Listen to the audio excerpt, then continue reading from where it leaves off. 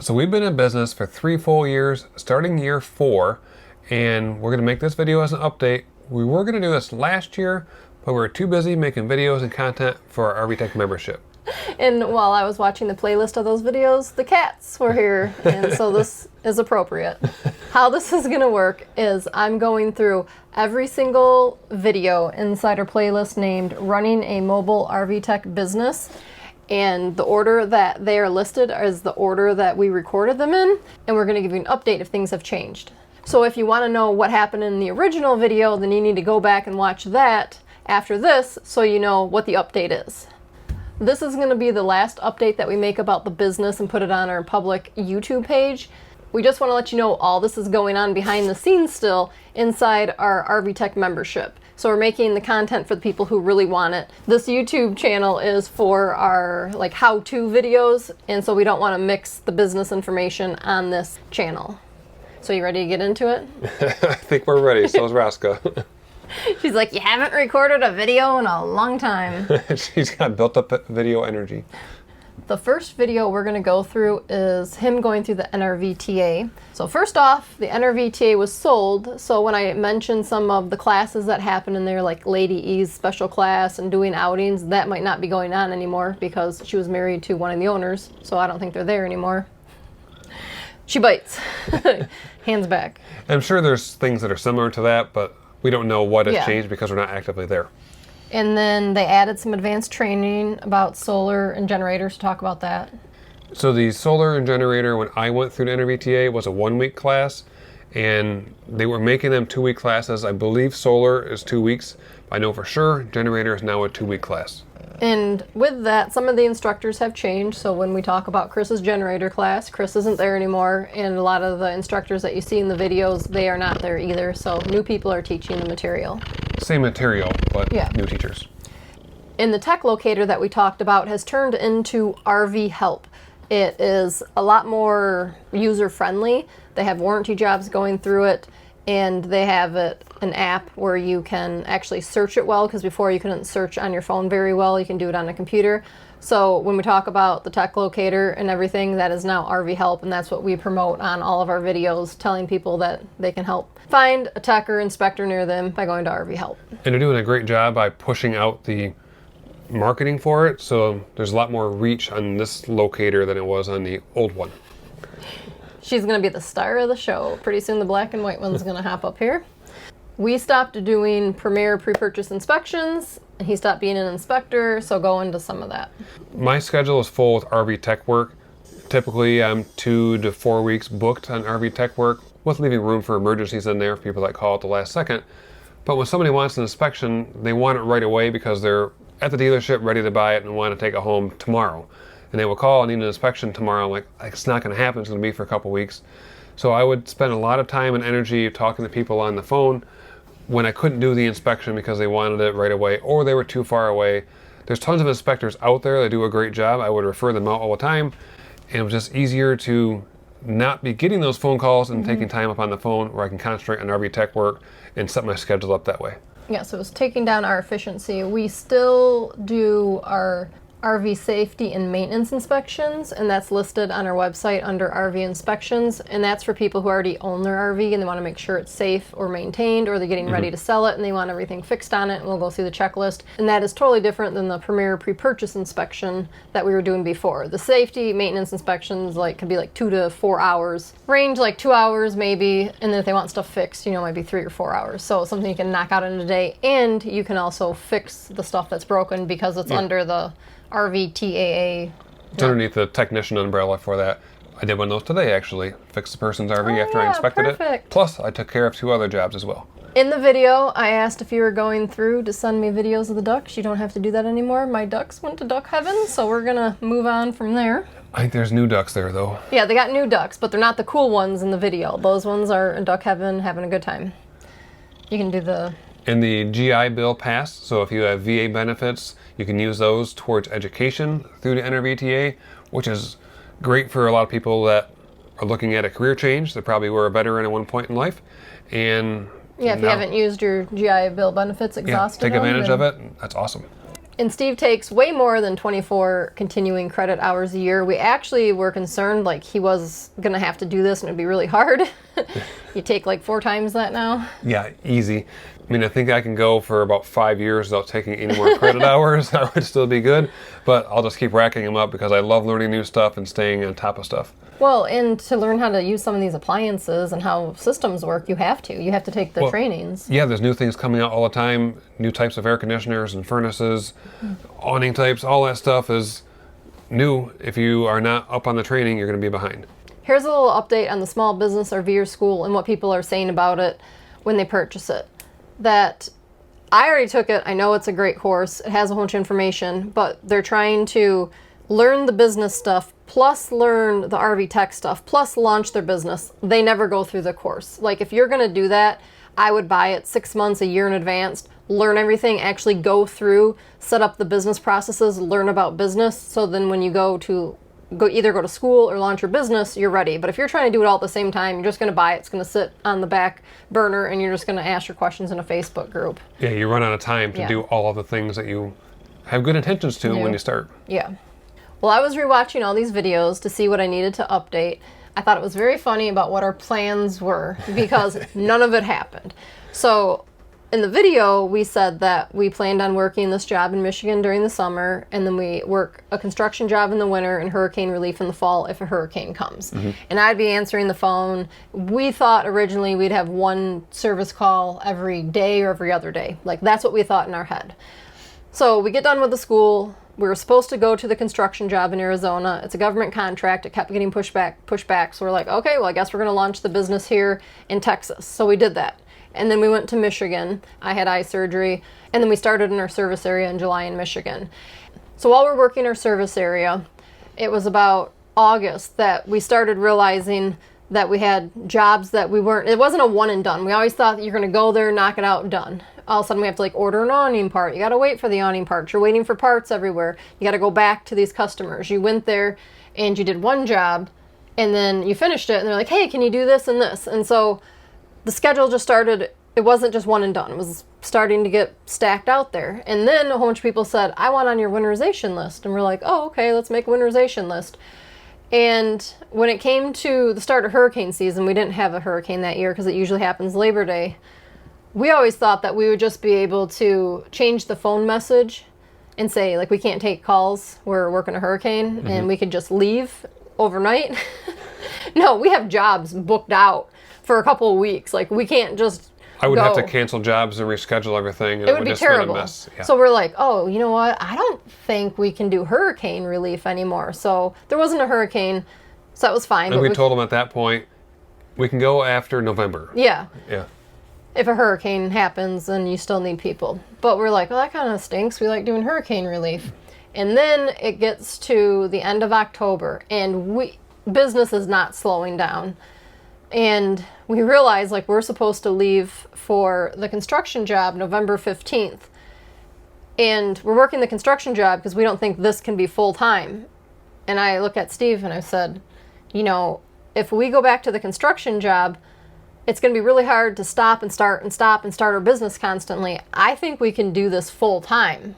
And we looked at the momentum that you would lose by just taking off and doing something else, that the business would just be stagnant and you would basically be starting over all the time. So we quit our construction job and decided that we will go to Texas every winter, and it's never stopped. We've been consistently busy. We're not scared that we don't have other work. It's been a great snowball. You build off a repeat business and word of mouth referrals in both Michigan and Texas. And then with that, in the video I said we work Michigan like May through October. Well, we had to expand that and we had to put exact dates on the calendar because in Michigan, the weather is so cold and crappy. Right when it gets warm and it stays above freezing at night, people want their RVs open, like now. They've been cooped up all winter and they're very, very, so very ready to go. The next year we came back April 22nd and it was warm that April and people were basically harassing Steve that they want their RV open now. And so we came back to Michigan, unloaded the RV into the house, and we thought we had a couple days to get stuff ready. No, he was on service calls, and then it never stopped. So we decided April 15th through December 15th every year, we will be servicing Michigan, and then our customers will know that we'll be here January 1st through April 1st in Texas. We're not staying a day after in April because we got to get home and start that service area. And that's helped a lot to make it very clear on our messaging when we're everywhere. Not just like, oh, in the winter we go here, and then in the summer we'll be there. We had thought that when we would travel in the winter, oh, let's go somewhere new. We'll go to Florida this year or go to another area. Yeah. Then we realized, well, we already have a business license in Texas, and we're all set up here with everything. It's going to be like starting over again in all those areas. Yeah, and why would we do that? Because we're workaholics, as we have said in the other videos, and when we come here, we're here to work. We're not here to go on vacation and go see what Texas has to offer. We moved to a vacation town in Michigan, so when we go back to Michigan, we go do the things that we want to that are fun. So here, we're just working. We're not lounging around having and coming good to old the same time. area is great. We know the area. We're comfortable here. We know where all the shopping is at, where to get things.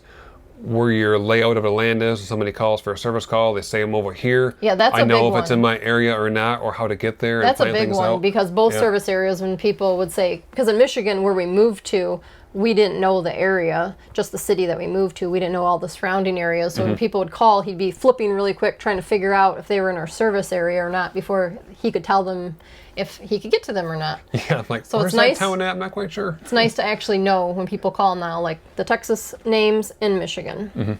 She missed you. Steve is Raska's daddy, and she likes men, not me. And I'm the cat whisperer, so.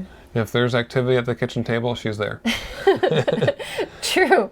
She hasn't been this affectionate for months.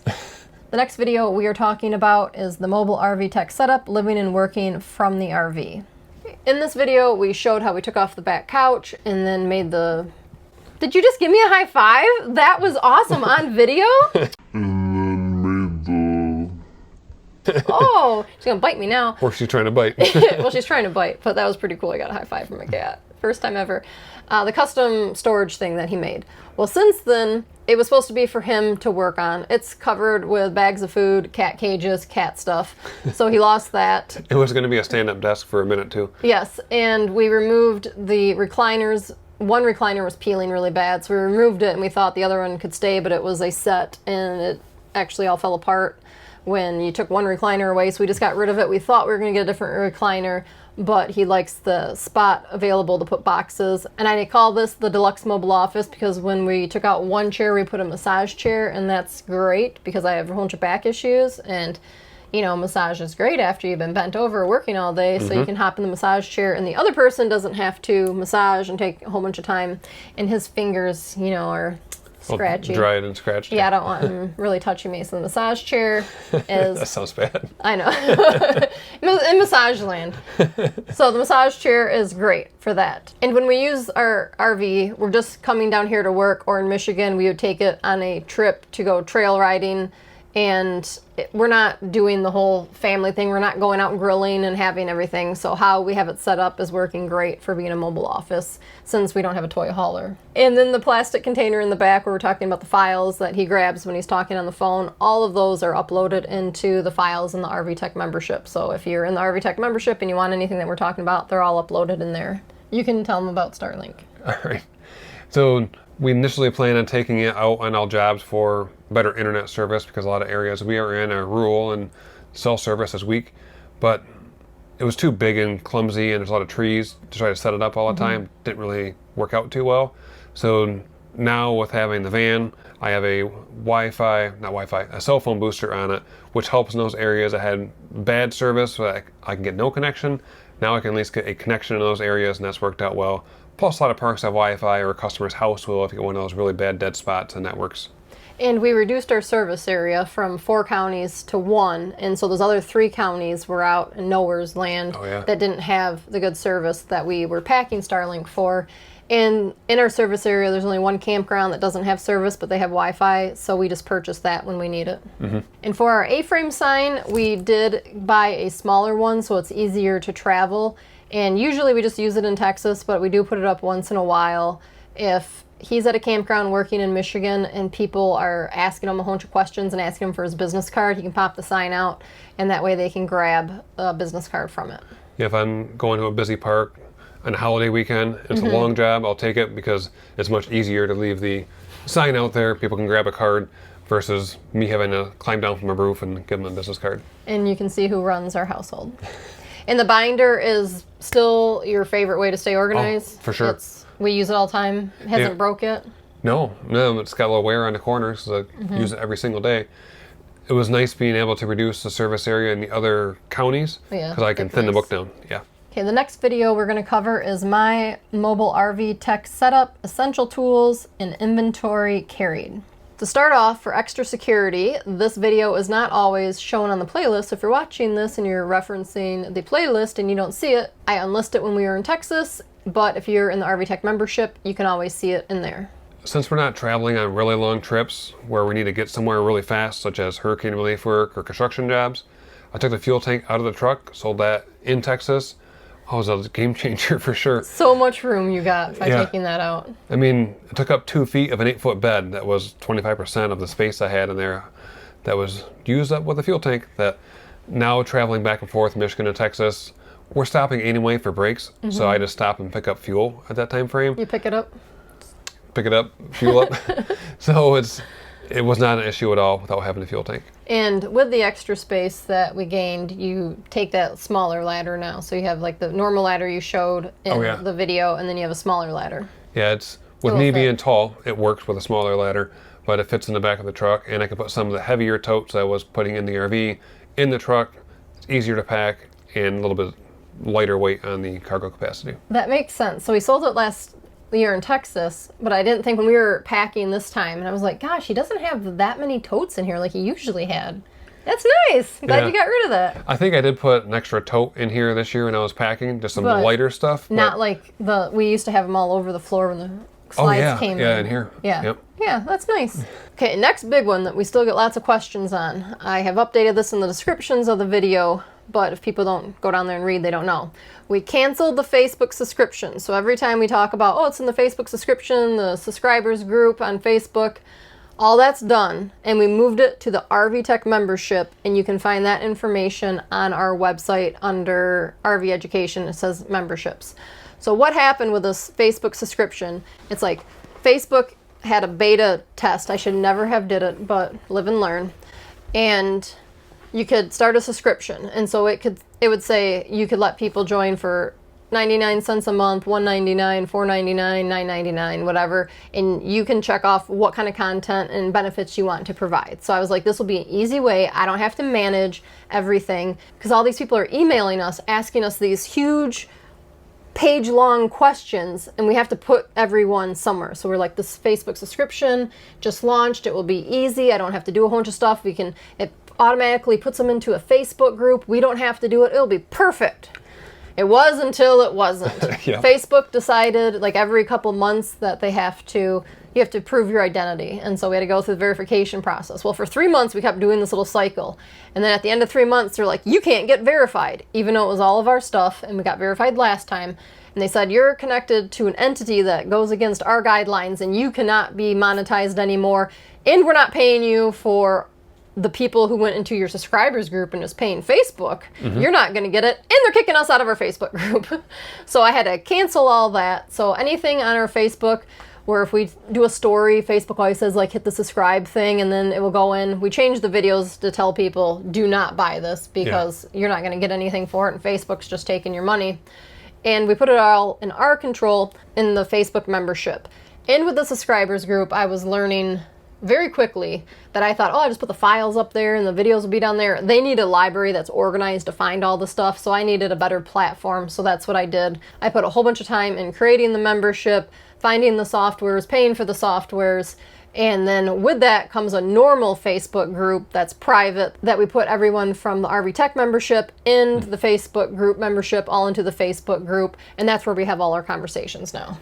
We love the RV Tech membership. Being able to interact with the texts that are in there. RV owners is a good combination inside of our Facebook group.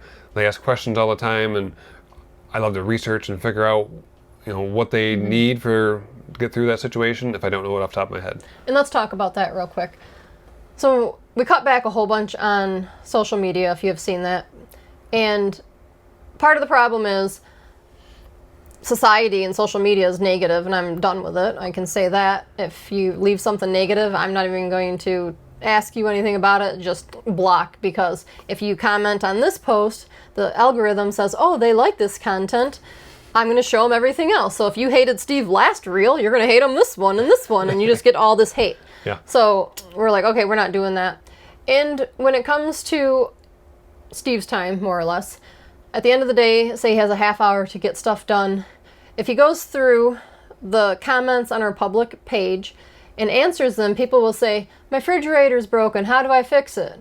We can't answer that over social media, and it's like a waste of your time, and you feel bad for not answering the person. But in the Facebook group, a tech is saying, okay, I'm at this job, this is the fridge, the fridge isn't working, and they list everything Give me out. some diagnostics and what's going on, all the specifics, and then I can work off of something like that. Yeah. When someone just asks, my fridge isn't working, or there's 100 questions to go back and forth on, and they probably don't know how to diagnose it like a tech type person would, so it's much more challenging. So he wants to spend his time talking to other techs and people who are interested in RV stuff and go a lot deeper than the surface level stuff. Yes, we answer the surface level stuff, but if it's stuff that we can't answer, that's very vague. I mean, we'll give you here's the RV tech help locator. Yeah, give them a locator, and because that's all we can do. A couple of basic thoughts that they can work on, but I can't dive too deep because it just doesn't work. So in the Facebook group, that's what we're saying. We go really deep with everything and helping solve each other's problems. When we were home, we take everything out of the truck except the fifth wheel hitch, and that is my grocery getter. So there's no tools or anything, just like regular truck stuff, and then everything's in the van. Steve drives the van all day, I drive the truck, and the only thing we use the truck for in Michigan is when we move RVs within the same RV park. We can move them spot to spot because it's on the water and people want to move. They don't have trucks, so it's a common thing up there. But we're not using the truck on service calls in Michigan. And the number one question Steve gets about Vinny the van is, why don't you take it to Texas? Well, there's a couple reasons on that. One would be having cats traveling across the country would be one person driving, trying to manage meowing cats is not easy. So when he's driving, I'm in the passenger seat, and I'm tending to the cat's needs in the back seat. You can't do that if we're both driving a vehicle, because we have to take the truck to tow the RV, and so that would mean we're going to be split up for 3 days driving across the country. And if I had the van while we're in Texas, it's a huge billboard, and people would be calling me from the highway that they would see it as they're driving. They probably would not be in a service area. I would spend a lot more time answering calls of when they couldn't take, or if they're in my service area, it would just be too much demand that I couldn't keep up with. We try to slow down when we're in Texas to do things like videos like this, and if I was too busy, I have no time for that. In the summer, we hardly have time for videos or anything else. This is our time to get a whole bunch of content done for the RV Tech membership, record some videos, kind of batch them so we have some content for you. And we do that in the evening, like now, since it's dark at like 6:10 at night right now. In the summer in Michigan, he's working until about a half hour after the sun sets. So, I mean, depending, it can be at 9:30, 10:30 at night before he comes home and does paperwork. So this is our like chill out time. And we'd also be paying like fuel for 2 vehicles, tolls for 2 vehicles, and then we'd have to find somewhere, pay for like our truck to park somewhere in this RV park. So it's like a whole bunch of extra cost just to use the van to make it more convenient. Plus the van catches a lot of wind. Oh yeah, so, it would be actually really bad. You would think hauling a fifth wheel is an issue, but it's not with a dually. It goes really well through the wind, but driving the van down the highway speeds in the wind, it's a handful. The weather's great, it's no big deal, but the weather's it's not never great. Yeah. The weather's not great coming down, and we fight storms every time we've left on the way home, so that would be very bad. I forgot about Vinny being a big wind catch. Yep. Next video we're going to cover is, can I make money as a mobile tech? This was a Facebook Live recording. Job shadowing someone, meeting up with a tech, picking their brain is a great idea. Steve cannot offer that. So thank you to everyone who asks about once every week or every 2 weeks. We can't do that. We are at, I would say we're operating at 90 to 95% before our breaking point every single day. And we can't fit anything else in. Let's say you go out to dinner with Steve and you're like, I'll pay for dinner, I just want to pick your brain. everything that you're going to ask is in the RV Tech membership, and you're going to be with him for like an hour, where you have about 20 hours of content that you can explore in the RV Tech membership, and you have a whole community of other RV techs around you. So hanging out with him for an hour to pick his brain is a waste of your time, actually, because all of it's already in the RV Tech membership. With all the questions I answer at the end of our lives, like we open up to any Q&A at the end of their lives, people are asking questions about business or tech stuff. There's a lot more hours available in the RV Tech membership to pick my brain than it would be trying to logistically find me for an hour to meet for dinner. Yes. And I get home at dark and I come home for dinner, and then I got to do paperwork, so I don't go out to eat either. And then for the job shadowing part, people say, you don't have to pay me, I'll help you. Having another person, like we have our systems down. If you add a third person into what we have going on, it isn't a help, it's a hindrance. And I'm distracted from the job itself because I'm trying to talk to somebody else. Even like when Erica's on a job with me, she knows, like, let Steve do his thing, he's in his zone. When he needs me, he'll come get me. If somebody is there and I'm trying to, like, work with them on something, I'm going to miss stuff. Be a liability for myself that way, because I might have callbacks or an issue, not tightening a wire. Yeah, because you're not paying attention to what you're doing. Yeah, I'm focused when I'm doing my work by myself. And it's gonna take you longer to get the job done, and that means you're gonna charge the customer more. And if you're like, well, I don't want to charge the customer more, then you're gonna be losing money because you're just working more but charging less. With our business, Steve wakes up in the morning, he goes through the phone calls of people who have already called and text, calls them back, and then he's gone all day. And he's gone until, depending, 8, 9, 10 o'clock at night. He takes his lunch on the road with him. He spends around 10 minutes eating his lunch, and then the next 20 minutes calling back everyone who called from time he left to lunch. And during the day, he's knocking out, like, how many billable hours? I mean, because you're gone, like, all day, but... I mean, yeah, if I'm gone for 12 hours, you're probably getting 6, 8 billable hours. So if you can mentor with a tech who has, like, 1 or 2 service calls a day, and they're doing, like, 2 to 3 billable hours... They're not trying to just shove everything through and they have time to talk to you. Steve doesn't have time to talk to people and train them and then do everything that he needs to do, come home, eat, do all the paperwork, answer all the questions in the RV Tech membership, answer our social media. Like, if you add, and then train somebody all day on top of that or show them what you're doing, that's our tipping point. In reality, I probably put too much on my plate already. Yeah. And some days that... I'm glad. This is like therapy. I'm glad you realize this. And... some days I'm like, oh boy, I did it to myself again. And one job takes too long and I'm pushing. You know, I'm eating my 10-minute lunch in 2 minutes to try to get to the next job. And yeah, try to add another person in there. Yeah, this is the truth right here. I would probably, well, one, if they made it all day, I would wonder if, like, they're still breathing, because people that try to keep up with me all day, like, I don't really stop for breaks or bathroom breaks or drinks, or, like, I don't know, I'm like a machine out there. Some days customers told me that, like, my gosh, you ever stop for a break? I'm like, no. But definitely find someone who you can job shadow underneath of that isn't like Steve, can breathe, have time in their schedule to do anything else. Like, have a conversation. Right. Now we're going to cover what we see in the industry when people go through school, they come out, and then they're going to start their business. It's not so much the training that people struggle with, it's the actual running the business.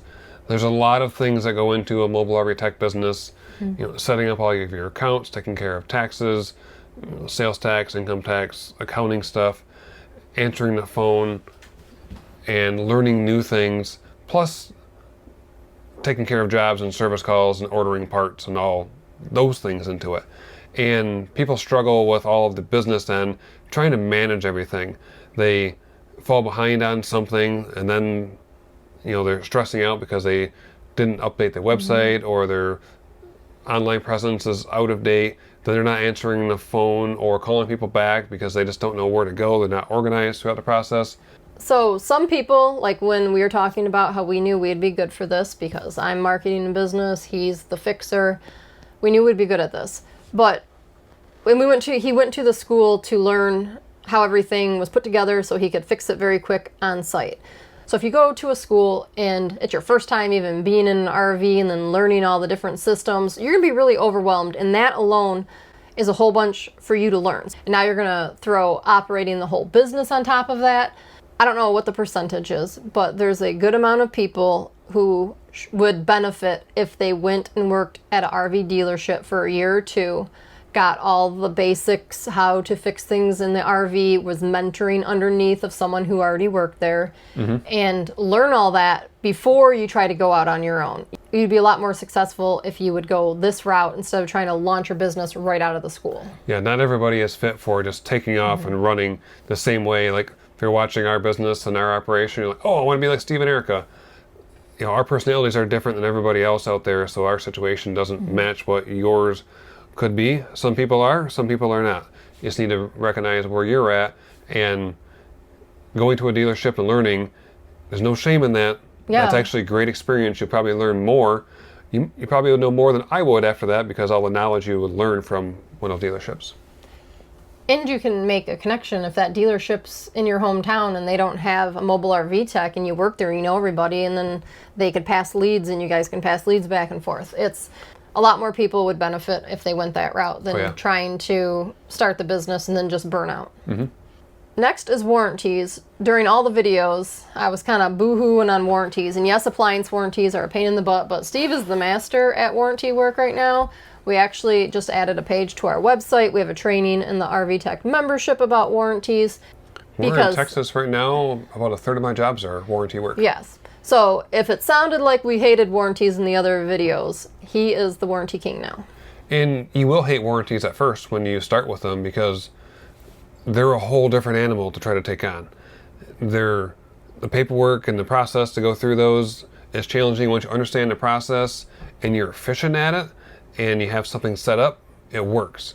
But if you're trying to learn the business, learn RVs, learn everything, it's throwing that onto it, I told you he's coming. that's too much to try to take on. Then you become frustrated, and then you learn to hate warranty work, and then you say, well, I'll do your work, but you're going to pay the bill, and then you try to deal with your warranty company. That doesn't really work for the customer. You need to do the process the proper way, getting things pre-approved and working through the warranty companies directly. And once you're proficient at it, working with extended warranties, you can make more profit that way, because if you're faster than the flat rate, you can make more money that way, just like a dealership tech would if they're working flat rate jobs. If you're doing manufacturer warranty work, that is hit or miss based on what it is, but you just need to be upfront with the customer on your process if they're being charged for mileage or diagnostics or however that part works. We found out that a whole bunch of people were having issues doing warranties, and that's why we made the extra trainings to help out our members. So if you're watching this and you're like, I need that, it's in the it's in our RV Tech membership. Next, we're going to go into the best marketing tips to accelerate your mobile RV Tech business growth. I presented a whole bunch of stats in there for our first year, and I did the same for our 3 years, and I compared 1, 2, and 3 years data. And we just did that training in January inside the RV Tech membership. So if you're interested in the whole deep dive on what we're doing for our business, that is inside the RV Tech membership, January 2026 training. In this video, I'm going to go through the customer lead source over the last 3 years, because I think it's really interesting how it changed. I'm going to pop that up on the screen for you. Okay, so on the left is 2023, on the right is 2025. In 2023, we didn't have a full year because we graduated with the school. 2024 and 2025 are full years. And I just went with our top lead source. So this is how we initially got a customer the first time we serviced them. In 2023, you can see that we got a lot from Facebook. And I posted in our local Facebook group at home, and we got a lot of exposure from that. I'm not saying it was our Facebook page, like inside the local Facebook group. So you can see 17% of our jobs came from there. So then I just carried that green line over to 2024 so you can see what the percentage is. So it came to the fourth for the lead source, and it was down to 7% of our jobs. And then in 2025, it was 6%, which would make sense because we already got the customers, and this is how we initially got the customers. So these people are finding us from our Facebook page or social media public page, but most of these are from the local Facebook group. So next is the RV park referral at 12%. And then that went down to 11% and then back up to 14% in 2025. Well, 2025 was our third year in business, and we were very well known by all the RV park workers and staff and owners and everything. So it makes a lot of sense why that referral went up to 14%. And the third one is Google or online search. So when we ask, how'd you hear about us? And they say online, we just put it under there. And so we started off with 11% in 2023, and then it went up to 17% in 2024. And the big jump for that is because in 2023, in September, we bought a house. And when we bought the house, we put our home address on there. So we actually show up on Google Maps now. And when we have the home address, we could do the RV repair shop category instead of RV parts. And if you know about that, you know about that. And we just got a whole bunch more business from Google. And then in 2025, we actually canceled all of our Google ads. In Texas, we want to stay local to this RV park and the other two that are main ones that we service.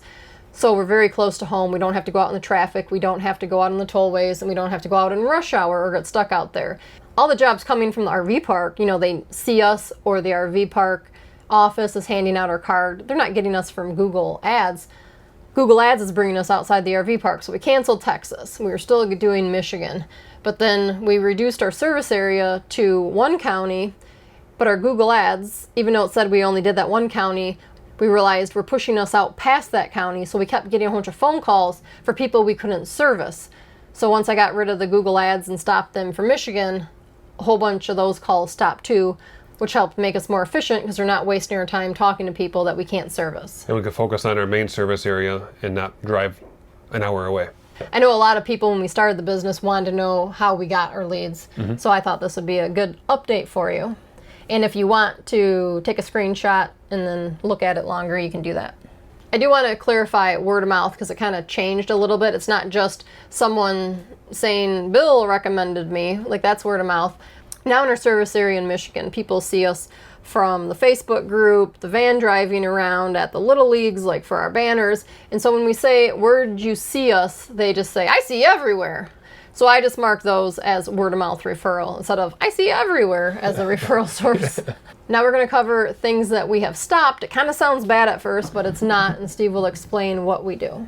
So I stop answering the phone if I don't know who's calling, if the number is not programmed in. Every customer that I have, I program their name into the phone so they're a contact. Squeak wants to know what's going on. Why is this cat running?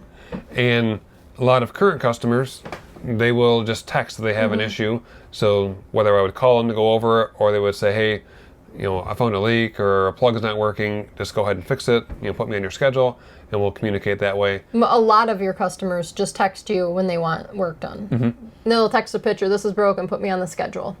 And new people that are calling, they'll listen to the voicemail, which gives detailed instructions on where we service and information I would need, where they're located, RV issue, and those items. And if they're leaving me a message about changing the oil in a motorhome that I don't do, I would refer them out to somebody else. If they don't know where they're at, say we're in Iosco County and they don't know exactly because they're traveling, they tell me what campground that they are located at and it's outside of our service area.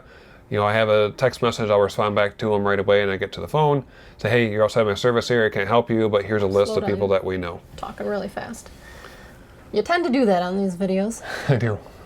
We're spending way too much time on the phone talking to people we can't service. So we're trying to eliminate all the chaos. Like we got rid of the inspections. We're not doing that. So we don't have people calling that we can't do inspections for. We don't have people calling from Google who are way outside our service area. When you answer the phone and they're not in the service area, they don't want to hang up. They want you to walk through the problem on the phone with them and give all these options. And he'll return calls. I'm driving and he's in the passenger seat returning calls, and we might have 10 minutes to call 3 people back. And if you get stuck on the phone with someone you can't service, it's going to eat all your time. So we go, okay, this person gave me all the information that I need. I know they're in our service area. I'll call them back. This person, I'm not sure. They're going to get called back a little bit later. And this person, I'm just going to send the message because they're in Mackinac City. It's 3 hours. And you can take care of 2 of those right away. And you're not stuck on the third one. And we also say in the voicemail that if they just ask for a call back, we're not calling back, because we get calls just from YouTube and they're like, hey, this is Dean, give me a call.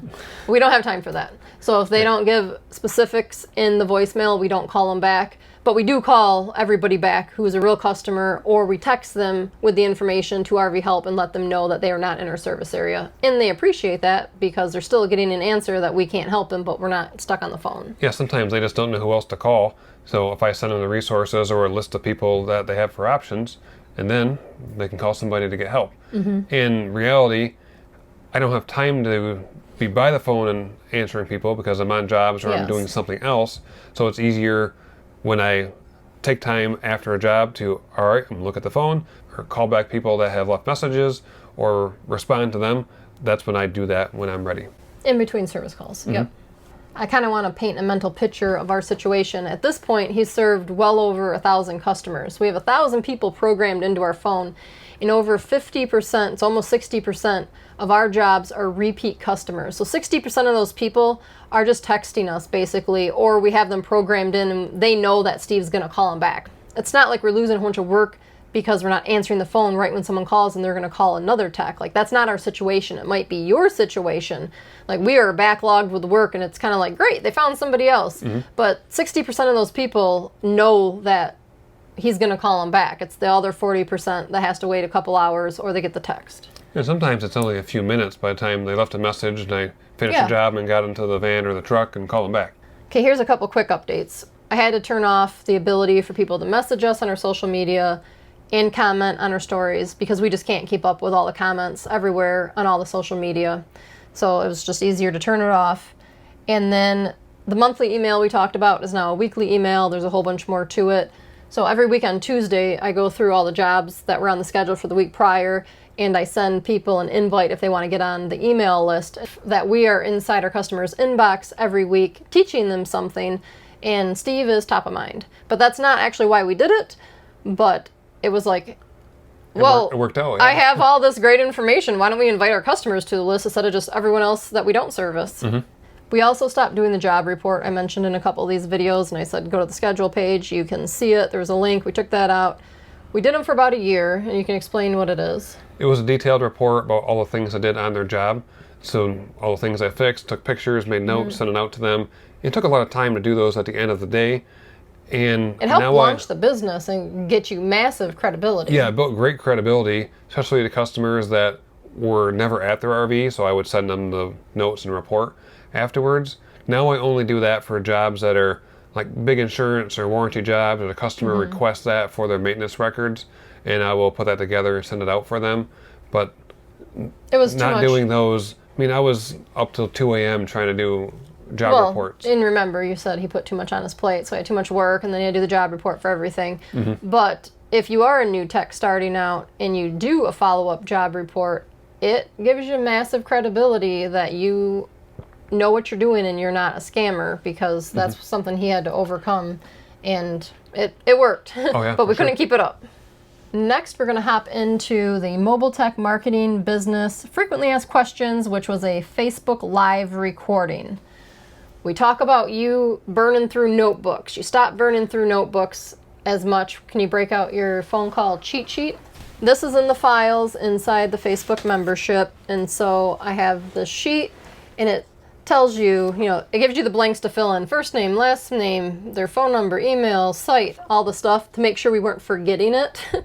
And it's in a area that we know all the information's here. The notebook kind of had, scribbles starting everywhere, trying to do arrows, and it was getting messy.